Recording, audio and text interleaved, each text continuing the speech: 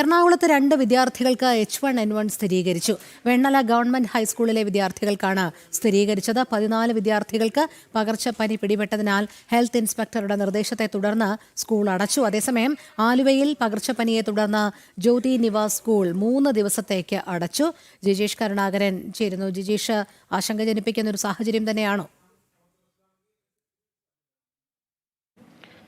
രോഹിണി, പല സ്കൂളുകളിൽ നിന്നും കുട്ടികളെ സംബന്ധിച്ചിടത്തോളം പകർച്ചപ്പനി വ്യാപനത്തിന്റെ ഒരു വിവരങ്ങൾ തന്നെ, അത്തരത്തിലുള്ള റിപ്പോർട്ടുകൾ തന്നെയാണ് പുറത്തു വരുന്നത്. എന്നാൽ DMO വ്യക്തമാക്കിയിരിക്കുന്നത് ഇക്കാര്യത്തിൽ യാതൊരു ആശങ്കയുടെയും അടിസ്ഥാനമില്ല.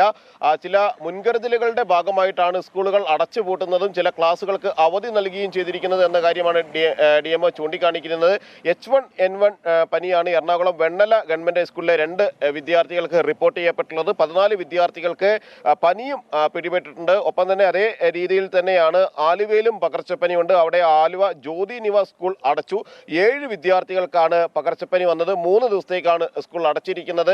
നേരത്തെ വിദ്യാഭ്യാസ മന്ത്രി അടക്കം നൽകിയിരിക്കുന്ന ഒരു മുന്നറിയിപ്പ് എന്ന് പറയുന്നത് പകർച്ചപ്പനിയുടെ ലക്ഷണങ്ങൾ കാണുകയാണെങ്കിലോ പനി ലക്ഷണങ്ങൾ ഉണ്ടാവുകയാണെങ്കിലോ വിദ്യാർത്ഥികൾ സ്കൂളുകളിലേക്ക് വരരുത് എന്ന് പറഞ്ഞിരുന്നു. അതിന്റെ അടിസ്ഥാനത്തിലാണ് ഈ ഒരു നടപടി, അല്ലെങ്കിൽ വിദ്യാർത്ഥികൾ അത്തരം നിർദ്ദേശങ്ങൾ പാലിക്കണമെന്ന് പറയുന്നുണ്ട്. ഒപ്പം തന്നെ കൂടുതൽ വിദ്യാർത്ഥികൾക്ക് പനി റിപ്പോർട്ട് ചെയ്യുന്ന സ്കൂളുകൾക്കാണ് ഇത്തരത്തിൽ അവധി നൽകുകയും ചെയ്യുന്നത്. ശരി ജിജേഷ്, എറണാകുളത്ത് 2 വിദ്യാർത്ഥികൾക്ക് H1N1 സ്ഥിരീകരിച്ചു.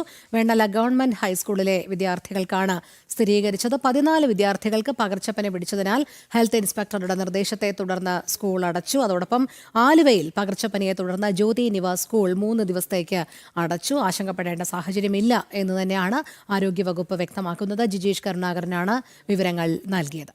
ഈ ബുള്ളറ്റിൻ പൂർണ്ണമാകുന്നു. ലൈവ് റിപ്പോർട്ട്സ് തുടരും ഇടവേളയ്ക്ക് ശേഷം.